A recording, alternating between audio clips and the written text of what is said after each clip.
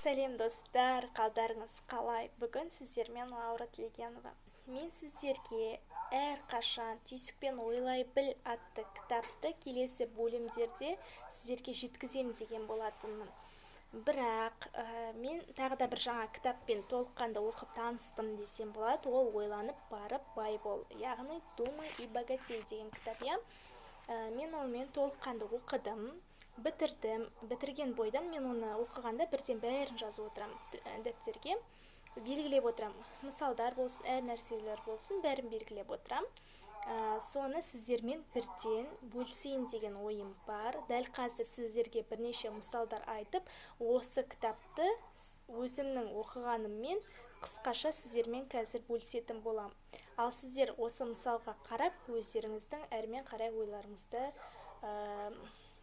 өзгертіңіздер деген ұсынысым бар. Және келесі екінші тағы да түсіретін болам. Видео ол өзімнің әрмен қарай не істеп жүргендігімде, мен қалай осыған жетістікке жетіп жүргендігімде, өзіме қалай сенімді болып жүргендігімде, әрмен қарай қалай жұмыс істеп, өзімді өзім қалай жетілдіріп жүргендігімде айтатын болам. Бірінші дәл осыны айтып өтем сіздерге. Ең бірінші осы автор айтады, бәрі ой дейді. Сіз не ойлайсыз, соның бәрі ой дейді. Жалпы, мен видеодан қарадым, Сайдмұрат Давлатов. Мысалға айтады, мына перде дейді, ой дейді. Мына қалам дейді, ой дейді. Мына мен ұстап отырған дәптер де ой дейді. Мына мен киіп отырған киімім де ой дейді. Кез келген зат, мына қабырғаларда бәрі ой дейді, мынаның бәрі ой. Неге ой деп айтады? Себебі адам өзі қолмен жасайды, алақанмен жасайды, бәрін мимен ойлайды, алақанмен жасайды, соның бәрі жүзеге асады. Сондықтан да бәрі ой дейді. Мына автор да айтып тұр, және де Сайдмұрат Давлатов та айтып тұр. Сондықтан сіздерге айтарым, не нәрсе болмасын, қай жерде болмасын, сіз не киіп жүрсеңіз де, сіз немен ойнасаңыз да, сіз қай жерге саяхат жасасаңыз да, оның бәрі ой. Адамдар оның бәрін ойлап тапқан себебі, Келесі, қараңыздар, орысша айтқанда жақсы, тиянақты, нақты айтылады, Ал мен өзім былайша аударып алдым. Ойланып барып, бай бол. Негізі шынымен де дәл солай ғой. Бірінші ойланасың, жүзеге асырасың, сосын барып байлыққа деген қадамдарың нық әрі тиянақты бола бастайды, Жалпы сіздерге мен мысал ретінде келтіре беремін. Тек қана мысал айтам қазір. Сіздерге ешқандай да лекция оқымаймын. Ең бірінші мысал Барынса деген кісі болады. Ол кісі ақшасы жоқ болады, кедей болады, ол деген күнделікті үйіне дейін жете алмайтын күнделікті шаруашы болады. Келе атырады, алыс болады оның үйі. Ол деген пойызға да ақшасы жоқ, ешқайда ақшасы жоқ, не істерін білмейді де, қалай үйіне жетерін білмейді. Бірақ ол деген үйіне баруды ойламайды. Ол Эдисонмен кездескісі келеді. Ал Эдисон деген ол атақты, бай, өзінің бизнесі бар, сондай кісі. Сосын бір күні осы Барынса қалай да болса Эдисонмен кездесуді ойлайды да, не бар ғой, андай пойыздар болады ғой, зат таситын пойыздарға қалай да болса мініп кетеді де соның ішінде отырып Эдисонның зертханасынан түседі. Сол жерде оның зертханасына барып, тауып, дәл сол Эдисонның алдына барып, мен сіздің алдыңызға келіп тұр, мені жұмысқа алыңыз деп тиянақты айтады. Ал оның алдында осы Барынсының қалай да болса осы кісімен жұмыс істеп, болашақта екеуі бірге серіктес болам деп ойлайды. Сондықтан нақты иығын көтереді, сөйтіп айтады. Сосын Эдисон айтады, мен осы жігітті көргенде дейді, егер де мен оны алмайтын болсам, ол менен кетпейтінін түсіндім дейді. Қалай да болса ол маған келе беретінін түсіндім. Сондықтан мен оны жұмысқа алдым дейді. Оны тағы да сипаттап өтеді, мынадай болған, ұзын бойлы дейма, сақалы бар дейді. Сондай сипаттап өтеді, ең нақтысын айттым сіздерге. Сосын сөйтіп айтады да, оны жұмысқа алады. Оның ең бірінші мақсаты арманы орындалады. Бірақ оның ең қатты армандайтыны не де болса, онымен серіктестік болу еді. Сосын олар екеуі бірге жұмыс жасай береді, әрмен қарай қол астында жасайды Барынса Эдисонның. Кейін күндер өткеннен кейін осы кітапта айтады, автор айтады, егер де Барынса дейді, Эдисоннан бәрін үйреніп алып өзі бір нәрсе ашқысы келсе дейді, онда ол ашып кетер еді дейді. Егер де барынса Эдисоннан мен жұмыс істеймін, мені сынап көріңіз, егер де менің сізге деген жұмысым ұнамаса, онда мені жұмыстан шығарып жібересіз деп айтуына болар еді дейді. Бірақ оның түйткілі, оның арманы, оның мақсаты мүлдем ол емес еді дейді. Оның барынсаның міндеті, мақсаты тек қана осы Эдисонмен бірлесе отырып серіктес болу еді дейді. Яғни орысша тілмен айтқанда партнерство деп айтады, сондай болу еді дейді негізі. Сосын күндер өтті дейді, ай өтті, апта өтті. Бір күні Эдисон құлаққап ойлап тапты.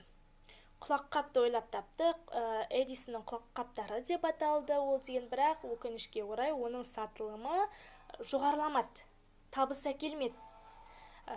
Бірақ барынса өзіне сенімді болып, осы Эдисонның құлаққабын өзім сатам, мынадай маған беріңіз деп бәрін алып алып, өзі бәрін саттыққа таратып, сатып, көптеген пайда келген көрінеді. Көп миллиондаған табыстар әкелген осы барынса. Сосын барынса да бай болды дейді. Эдисонның арқасында барынса бай болды дейді. Оған осымен мен бай болдым деп тоқтап қалуына болар еді дейді. Бірақ ол тоқтамады дейді. Ол қалай да болса мен өзімнің түпкеліме, өзімнің осы ойлаған арманыма қалай да болсам жетем деп мақсат қойды ма, әрмен қарай жүрді дейді. Сосын айтады, осы ең қызығы диктофонды ойлап тапқан, осы құлаққапты ең ойлап тапқан Эдисон болса дейді, әрмен қарай сатқан, оны барынса деп кәдімгідей айтып кеткен екен. Негізі шын жүзінде кәдімгідей солай айтқан екен. Солай барынса өзіне кәдімгідей сенімді болып, жұмысына адал істеп, екеуі болашақта кәдімгідей серіктес болды десем қателеспеймін. Шынымен де ол өзінің мақсатына жетті. Ол әрмен қарай тоқтап қалған жоқ, мен баймын деп. Ол әрмен қарай талпынды, тырысты, бақты, сөйтіп жоғарға көтеріліп бар, өзінің бір нәрсесін шығару арқылы мына Эдисон мен барынса бір-бірімен партнерство, серіктес болды дейді. Солай сіздерге айтарым, тоқтамаңыздар деп айтқым келіп тұр. Әлі де тағы да бар мысалдар. Келесі, алтынға дейінгі 3 қадам дейді.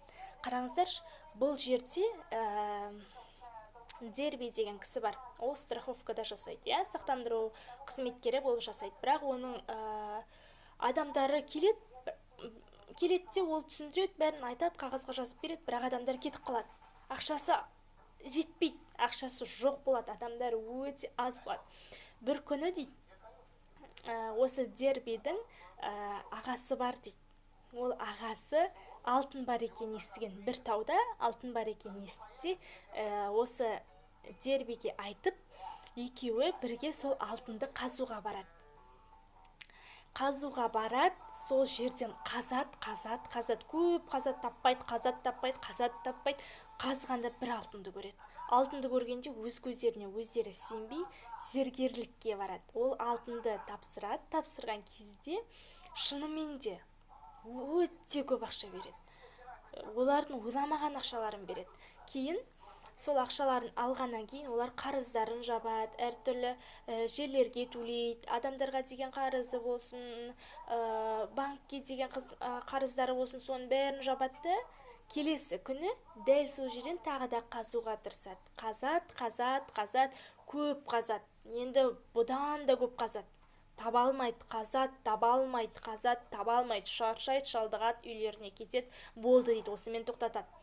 Сосын Дерби ойлайды, жоқ дейді, мен осы шахтерлерді қалай да болса жалдайын дейді, көрейін дейді, өздерінің мамандары ғой, істесін дейді. Көршілерінен қарызға ақша алады, шахтерлерге ақша төлейді, жарты ақшаларыңды деп.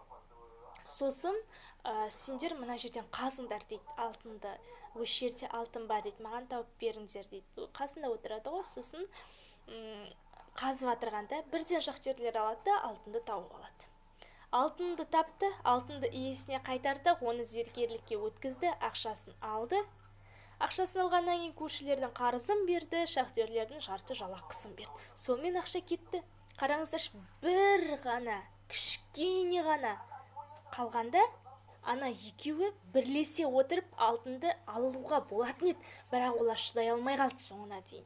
Сондықтан осы кітапта осы мысалды айтпағы, бір ғана қадам қалғанда дейді, бас тартпаңыз дейді, әрмен қарай жүріңіз дейді, қалай да болса. Сондықтан осы мысалды келтірген, бірақ ол шынайы кәдімгідей болған өмірде. Сол кезден бастап Дерби жоқ деген сөзді жоқ деп айтқан. Жоқ деген сөз жоқ шынымен де. Сосын екіншісі дәл осы Дербиге қатысты 50 цент деп айтады. Бір күні Дербидің тағы да бір ағасы болады, ол фермерде жалпы жұмыс жасайды, оның бастығы болады қожайыны. Сосын фермерлердің жұмыс жасайтындарын тұратын үйлері болады. Мысалға, мына фермерлер болса, мына жағында оның жұмыс жасайтын үйлері болады, арақашықтығы болады енді. Сосын сол кезде дейді, терезеге қарап қалып едім дейді, кішкентай қыз жүгіріп келді де үйге келді дейді. Үйге келді де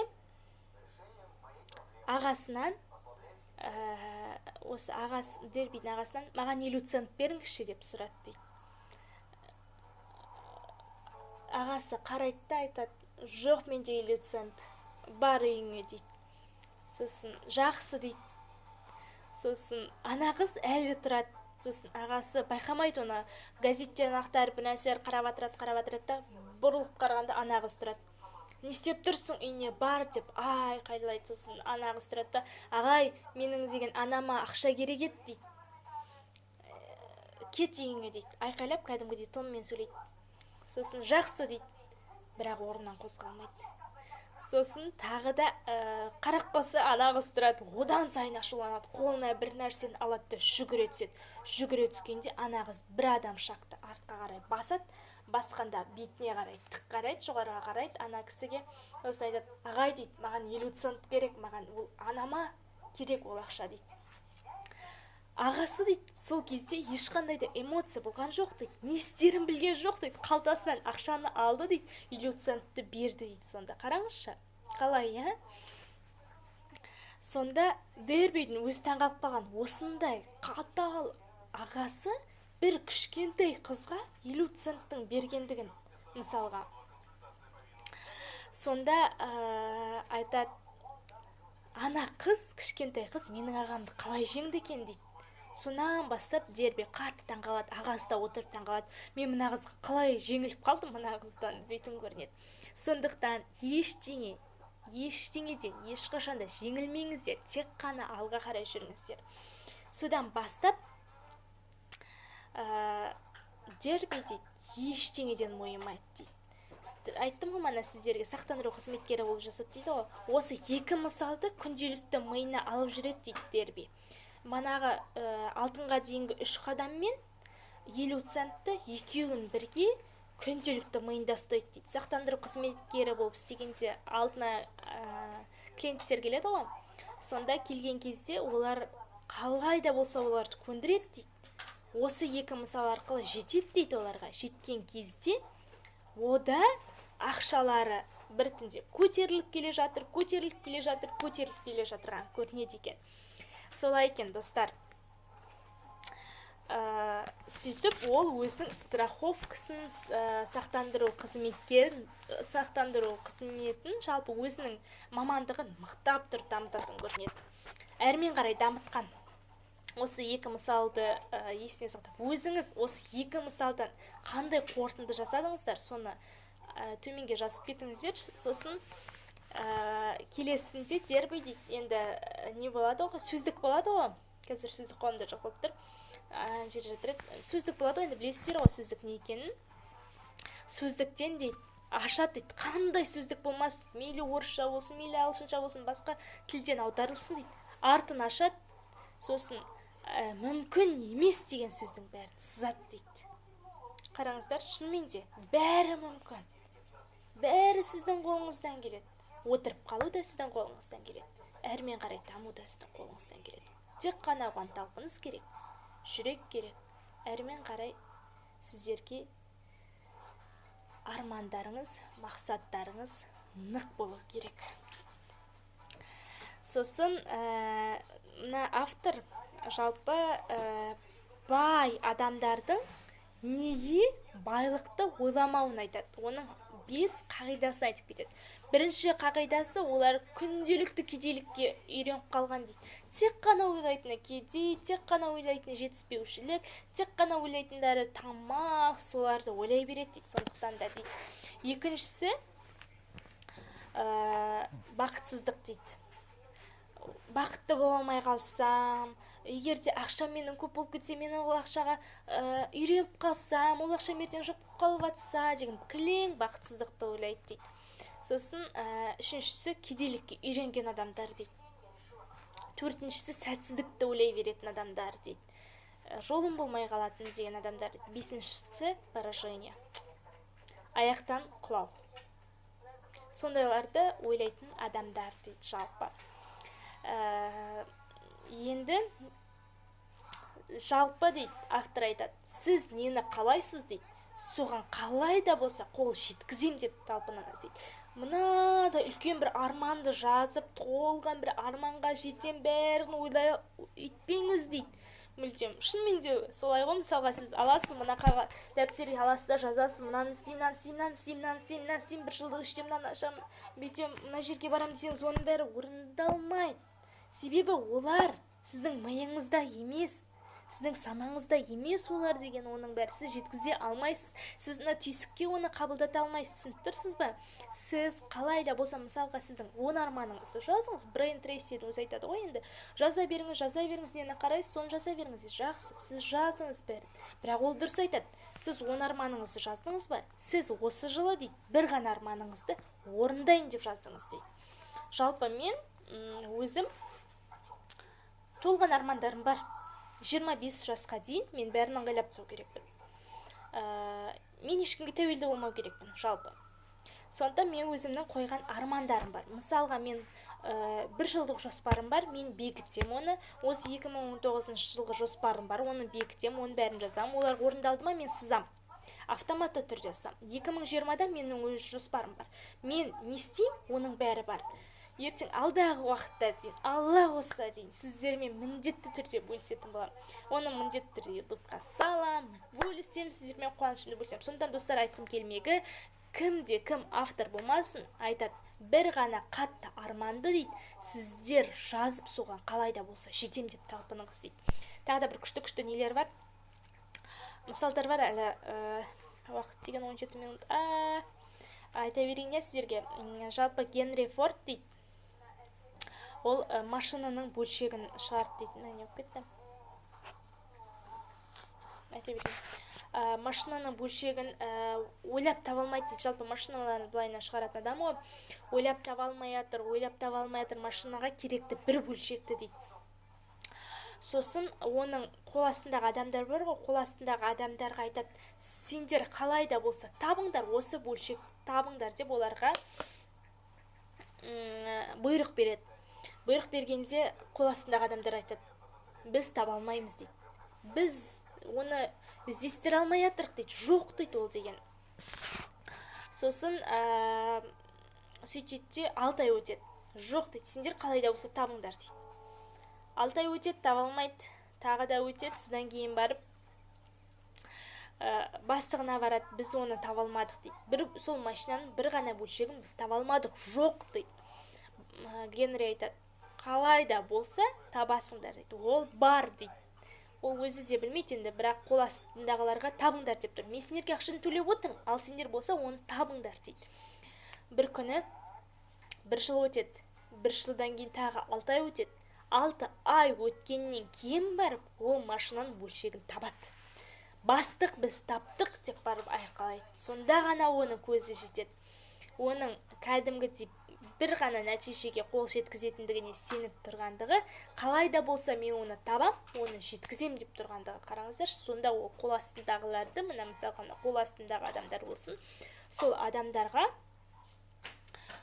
басқара алатындығы, сол адамдарды басқара алып, оны қалай да болса біздің табатындығымыз деп сеніп тұрғандығы. Сонда қараңыздар. Содан кейін, сол бөлшекті тапқаннан кейін, Генри Форд машина ойлап тапқан кісі. Қараңыздар, бір ғана бөлшек, машина дайын. Билл Гейтс, оны бәріңіз білесіздер. Ол Microsoft ойлап тапқан, күшті бір университетте оқыған, Англияда сондай адам, бірақ ол университетті тастап кеткен. Ол деген әрмен қарай жалғастырмаған, соңына дейін бармаған. Себебі ол әрмен қарай университеттің пайдасы қатты керек емес екендігін түсінген. Түсінгендіктен ол университет тастап Microsoft'та әрмен қарай дамытқан. Тағы да бір досы болған оның. Ол екеуі бірге отырып Excel болсын, Point болсын, Word болсын, бәрін дамытып, зерттеп, адамдарға қолайлы етіп шығарған. Осы арқылы көптеген қыруар миллион, миллиардтар ақша тапқан, долларлар, иә. Енді қараңыздар, ол жай ғана миллиардер болмаған. Оның өзінің осымен қатар фонды болған. Қандай фонд? Қайырымдылық фонды болған.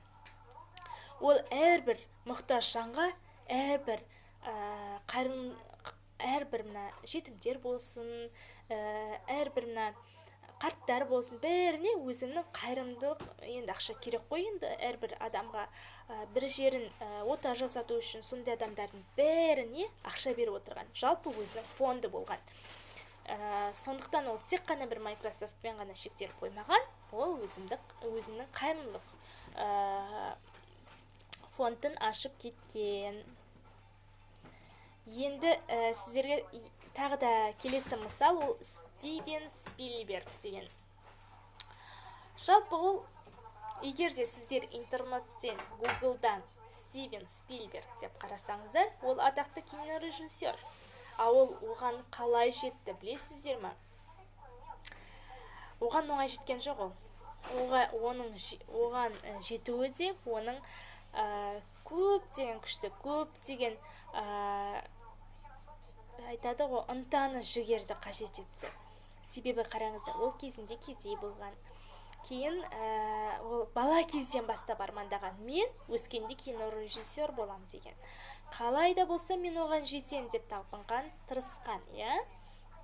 Бір күні дейді, оны деген бала кезден өсіп, кішкене ер жеткенде, ол экскурсияға барады, осы кинорежиссерға экскурсия бәріне барып, сөйтіп жүреді. Сол кезде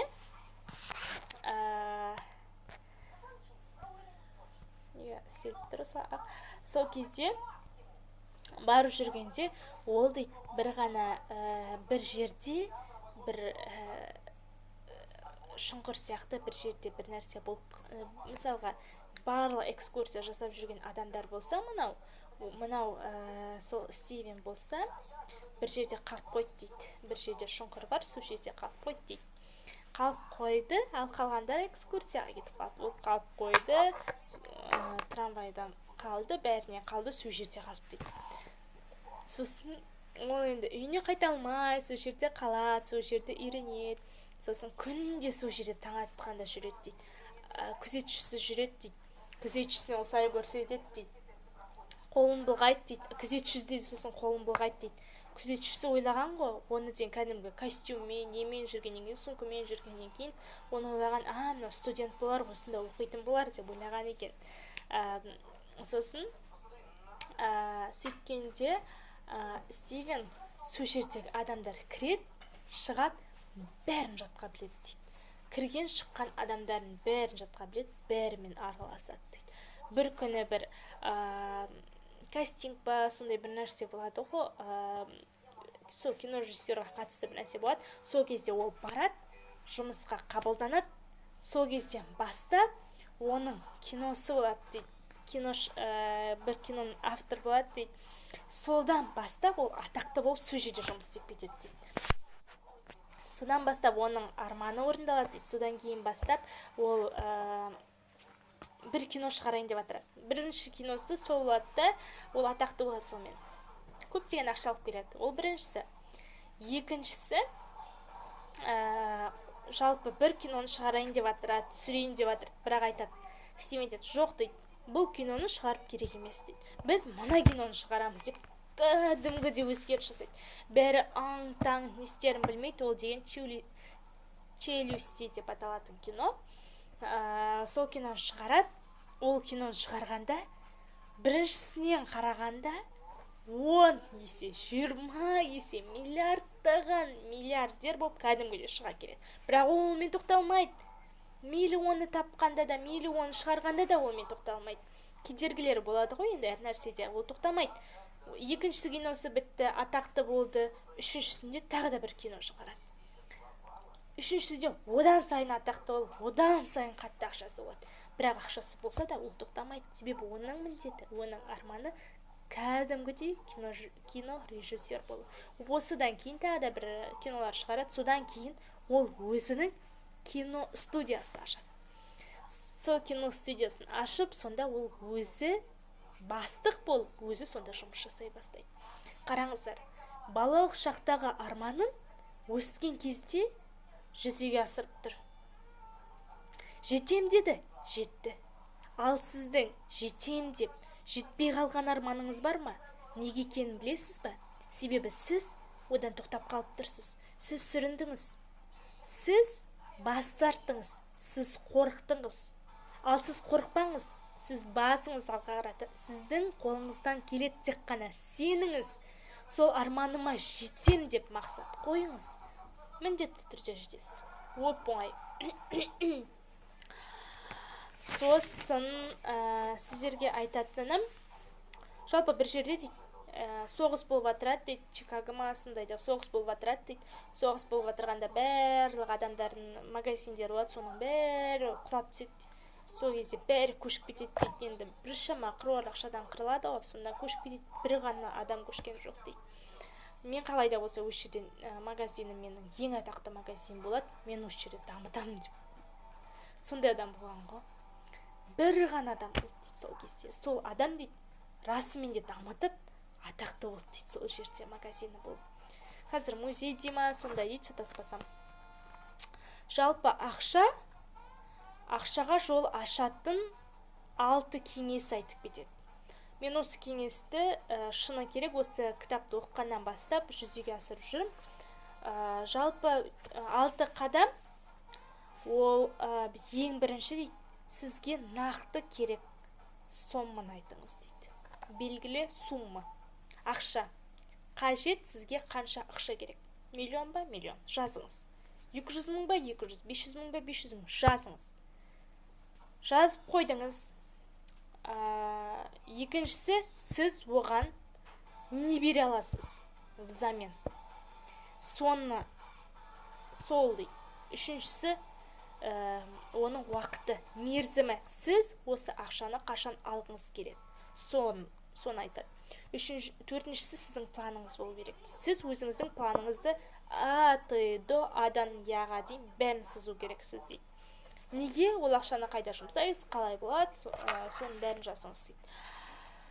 Бесіншісі, осының бәрін сіз қағазға түсіріңіз дейді. Ақ бетке түсіріңіз дейді. Біріншісі сізге керекті белгілі сомма, үшіншісі деген ол сіз оған не бере аласыз взамен, үшіншісі сіз датаны жазыңыз дейді, күнін, уақытын, сізге қашан ақша керектігін, төртіншісі өзіңіздің планыңыз болу керек дейді. Бесіншісі осының бәрін жазыңыз дейді. Алтыншысы күнделікті таңертең бір рет, кешке бір рет қайталаңыз дейді. Бірақ қайталағанда сіз айқайлап тұрып қайталаңыз дейді. Маған мынадай ақша керек. Екіншісі, мен оны мынадайға жұмсаймын деп кәдімгідей айтыңыз дейді. Ол сіздің түйсігіңізге барады, ол сіздің санаңызға барады, ол сіздің мына ішіңізге барады, сіз оған сене бастайсыз, сенгеннен кейін ол жүзеге асырады дейді. Солай достар, мен істеп жатырмын ба, сіздер де істеңіздер. Бірге жасайық, оған қалай да болса қол жеткіземіз, тек сеніңіз. Енді сіздерге 3 мысал айтамын, содан кейін болдық. Мерекей, бәріңіз білесіздер. Ол қазір барлық жерде дамыған, өзінің деген әртүрлі Oriflame, Мерекей, Avon, сіз сол сияқтыларды білесіз ғой, сонымен қатар Мерекейді айтып кетемін сіздерге. Оны жалпы ашқан бір әйел адам, Мерекей аты айтып тұр, иә? Бір күні сондай жерде жұмыс жасаған ғой өзі. Жұмыс жасап, товарлары сатып алады дейді, өтпейді дейді. Не істерін білмейді дейді. Бір күні көп айналысады, көп жылдар айналысады, ештеңе қолынан келер емес дейді. Бір күні тренингке барды дейді. Барайын ба, бармайын ба деп барды дейді, отырды дейді. Әп-әдемі күшті бір апай болды дейді. күшті сөйледі дейді, маған жеткізе білді дейді. Ең соңында дейді, мен сол кісіге айттым дейді, мен қалай да болса ханшайым боламын деп дейді. 1 жылдың ішінде мен көтеріліп, мықты дамып, өзімнің немді ашам деп кәдімгідей айтқан ғой ана кісіге. Ана кісі қыз жалпы бір ананың қолынан ұстап, ашасың, ол сенің қолыңа келеді деген болды. Мэри Кей сол кезден бастап рухтанып, кәдімгідей жігерленіп, дамытып, сол кезден бастап жұмысы жүзеге асып, ең қызығы 1 жылдың ішінде айтқан уәдесінде тұрғандығы, ханшайым болғандығы, Мэри Кейді дамытқандығы. Қараңыздаршы, Шварценеггер, бәріңіз білесіздер, кинода ойнайды, актер, бірақ сонымен қатар оның, мен сіздерге айттым ба, ол түйсікпен жақсы жұмыстанған адам. Ол жалпы балалық кезінде мистер болам деп армандаған. Маған тәжді тағат, мен кәдімгідей болам деп ол күні түні армандап, күні түні көз алдына жүгірткен. Болған, өскен болған. Ол өзінің сонымен қатар ол тоқталмаған дейді. Ол қанша дегенмен миллиардер жарақмаға шүкір батыр, қанша дегенмен миллиардер болсын, бай болсын, ол тоқтамаған дейді. Өзінің рестораны бар, өзінің әрмен қарай бизнесі бар, өзінің әрмен қарай сауда-саттықта магазиндері бар дейді. Қараңыздар, бір жерден ол тоқтамады дейді. Әрмен қарай дамытты, өзін өзі жетілдірді дейді. Түйсікпен жақсы жұмыс жасай білді дейді.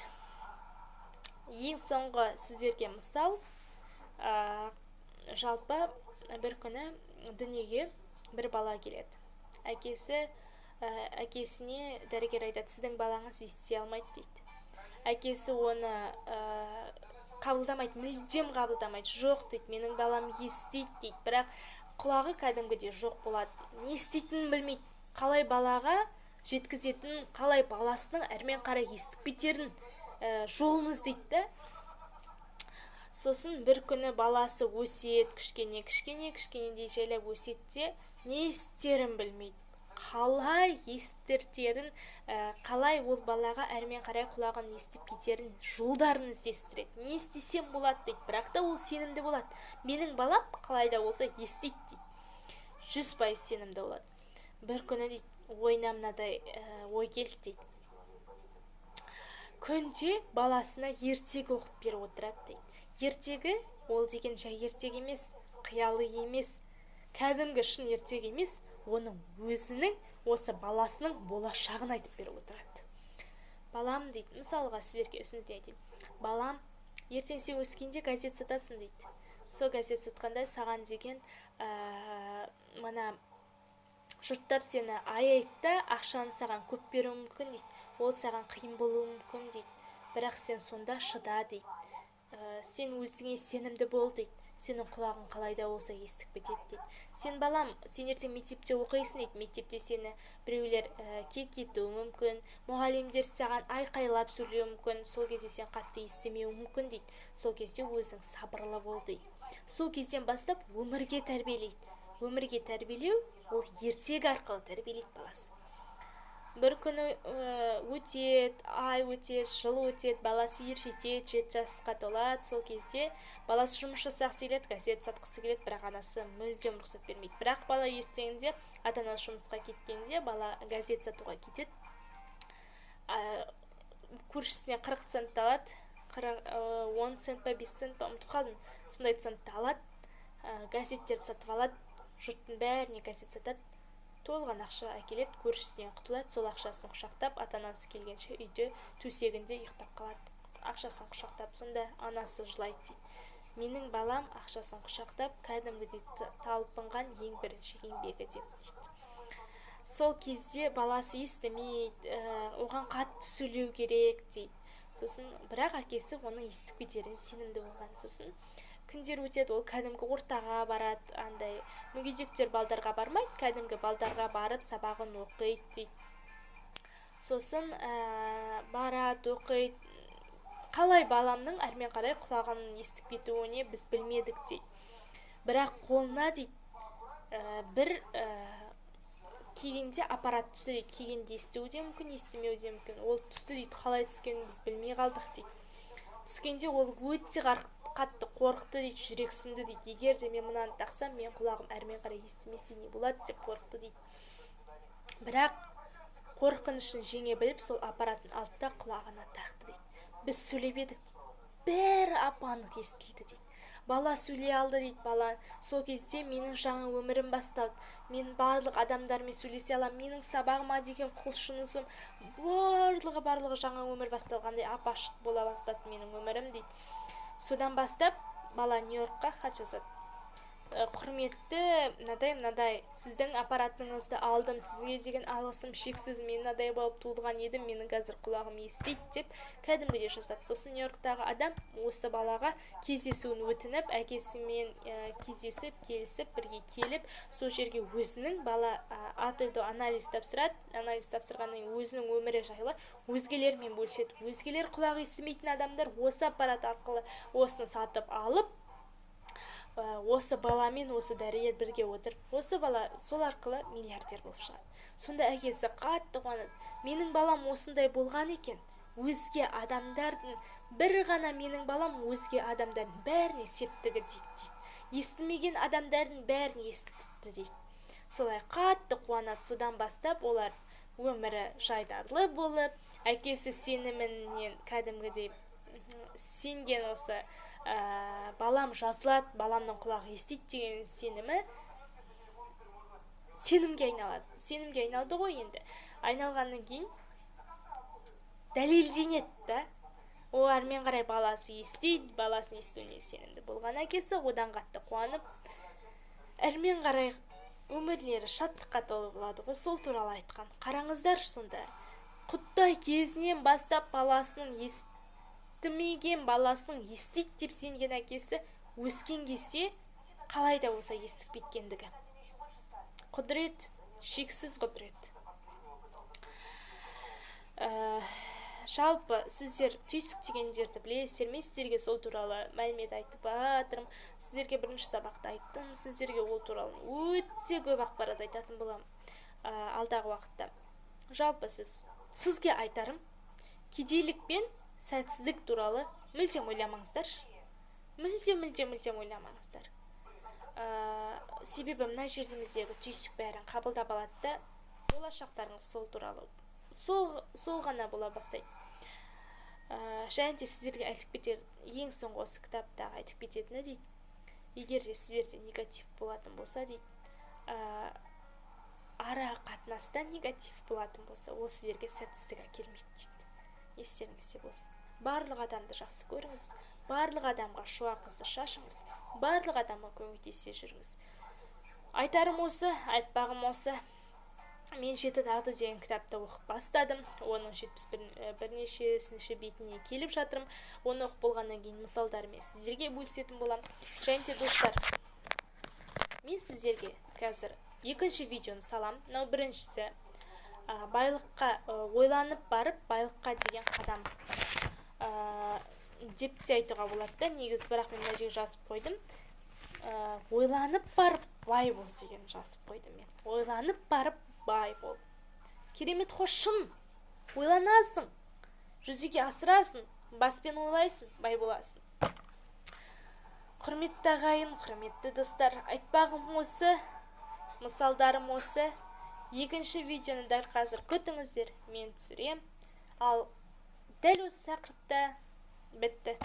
Рахмет сіздерге тыңдағандарыңызға көп. Сау саламатта, сіздермен бірге Лаура Тілегенова.